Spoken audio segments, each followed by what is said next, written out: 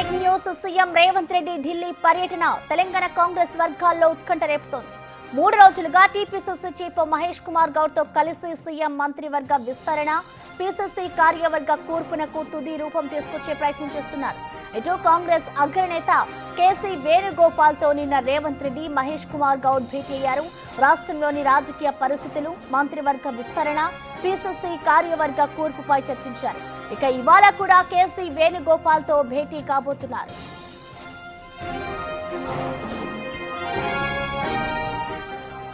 మంత్రివర్గంలో, పీసీసీ కార్యవర్గంలో చోటు దక్కించుకోవాలనుకునే వారి ఉత్కంఠకు ఇవాళ తెరపడే అవకాశం కనిపిస్తోంది.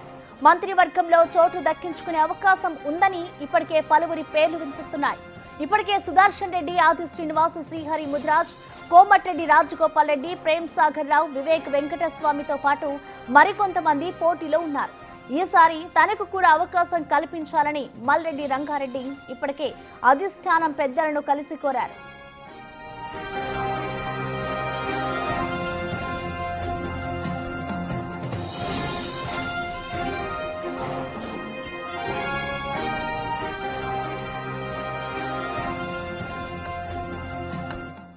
దీనిపై పూర్తి అప్డేట్స్ ని మా ప్రతినిధి వాసు అందిస్తారు. వాసు, చెప్పండి, ఇటు మంత్రివర్గ కూర్పుకు సంబంధించి ఇవాళే ముహూర్తం ఖరారైందనుకోవచ్చా? ఇవాళ ఇటు చూసుకుంటే నిన్న కేసీ వేణుగోపాల్ తో సీఎం రేవంత్ రెడ్డి అలాగే మహేష్ కుమార్ గౌడ్ ఇద్దరు కూడా భేటీ అయ్యారు.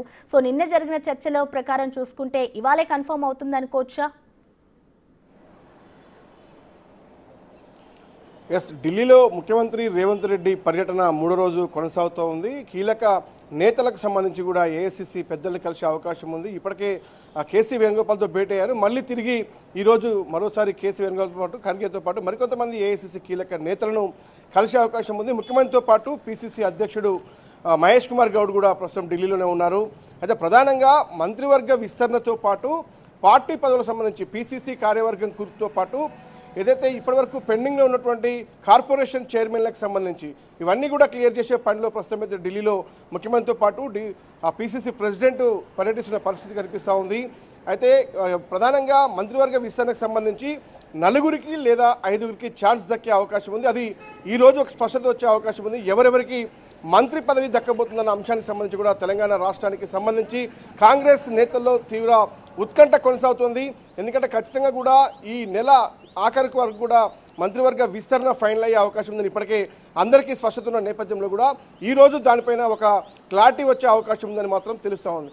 ప్రధానంగా ఆశావాహులకు సంబంధించి కూడా ఎవరైతే మంత్రి పదవి దక్కలేదో వాళ్లకు వర్కింగ్ ప్రెసిడెంట్గా అవకాశం ఇవ్వాలని కూడా భావిస్తున్నట్టు తెలుస్తుంది. ఈ వర్కింగ్ ప్రెసిడెంట్ రేసులో కూడా మరో 4 అవకాశం దక్కే అవకాశం తెలుస్తుంది. మొత్తం మీద మనం ఒకసారి ఈ క్యాబినెట్ విస్తరణ సంబంధించి ప్రధానంగా ఎవరైతే ఏ జిల్లాకైతే ప్రాతినిధ్యం లేదో ఆ జిల్లాకు ప్రాతినిధ్యం కల్పించే విధంగా మరోపక్క సామాజిక వర్గం పరంగా కులాల వారీగా కూడా మంత్రివర్గంలో ఇప్పటివరకు చోటు దక్కని వారికి అవకాశం ఇవ్వాలని ప్రస్తుతం ఏఐసీసీ భావిస్తుంది. దీంట్లో మనం చూసినట్టయితే ఆదిలాబాద్ జిల్లాకు సంబంధించి ఇప్పటివరకు ఎవరికి అవకాశం లేదు కాబట్టి అక్కడ ప్రేమ్ సాగర్ రావుతో పాటు వివేక్ వెంకటస్వామి కూడా ఆయన పోటీలో ఉన్నారు. ఇద్దరిలో ఎవరికో ఒకరికి ఛాన్స్ దక్కే అవకాశం ఉంది. నిజామాబాద్ జిల్లాకు సంబంధించి సుదర్శన్ రెడ్డికి అవకాశం దక్కుతున్నట్టుగా ఇప్పటికే చాలా పెద్ద ఎత్తున కూడా ప్రచారం జరుగుతోంది. ఇక నల్లగొండ జిల్లాకు సంబంధించి కూడా ఇప్పటికే 2 మంత్రులు ఉన్నప్పటికీ కూడా మరొక మంత్రి పదవి కోసం రాజగోపాల్ రెడ్డితో పాటు బాలునాయక్ పోటీ పడుతున్నాడు. బాలునాయక్ సంబంధించి ఎస్టీ లంబాడా సామాజిక వర్గానికి సంబంధించి ఇప్పటివరకు కూడా ఎవరికి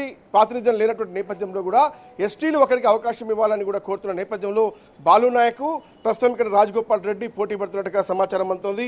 ఇక రంగారెడ్డి జిల్లాకు సంబంధించి హైదరాబాద్ సంబంధించి ఇక్కడ కూడా ప్రాతినిధ్యం లేనటువంటి నేపథ్యంలో కూడా రంగారెడ్డి జిల్లాకు సంబంధించి మల్రెడ్డి రంగారెడ్డి నాకు అవకాశం ఇవ్వాలంటూ కూడా ఇప్పటికే ఏఐసీసీ పెద్దలతో పాటు కాంగ్రెస్ నేతలు హైదరాబాద్ సంబంధించి ముఖ్యమంత్రితో పాటు పలువురు కీలక నేతల్ని కూడా ఇప్పటికే కలిసి ఆయన తనకే మంత్రి పదవి దక్కుతుందన్నటువంటి ఆశాభావాన్ని వ్యక్తం చేస్తున్న పరిస్థితి. ఇక మాదిగ సామాజిక వర్గానికి సంబంధించి 5 ఎమ్మెల్యేలు కూడా రీసెంట్గా కూడా ముఖ్యమంత్రిని కలిశారు. ఏఐసీసీకి లేఖలు రాశారు. ఎస్సీ సామాజిక వర్గం, మాదిగ సామాజిక వర్గానికి ఎవరికో ఒకరికి మంత్రి పదవి ఇవ్వాలని కూడా 5-6 ఎమ్మెల్యేలు కూడా రీసెంట్గా వాళ్ళు లేఖలు రాసినటువంటి పరిస్థితి కనిపిస్తుంది. కాబట్టి ఈ చూసినట్టయితే ఇప్పుడున్నటువంటి మళ్ళీ క్యాబినెట్ విస్తరణలో 4 లేదా 5 అవకాశం దక్కే పరిస్థితి కనిపిస్తోంది. ఇక వర్కింగ్ ప్రెసిడెంట్ సంబంధించి ఎవరైతే ఫయీం ఖురేషితో పాటు రోహిన్ రెడ్డి, బలరాం నాయక్, సంపత్ వీళ్ళకు కూడా అవకాశం దక్కే 4 అయితే వర్కింగ్ ప్రెసిడెంట్ ఇస్తారు.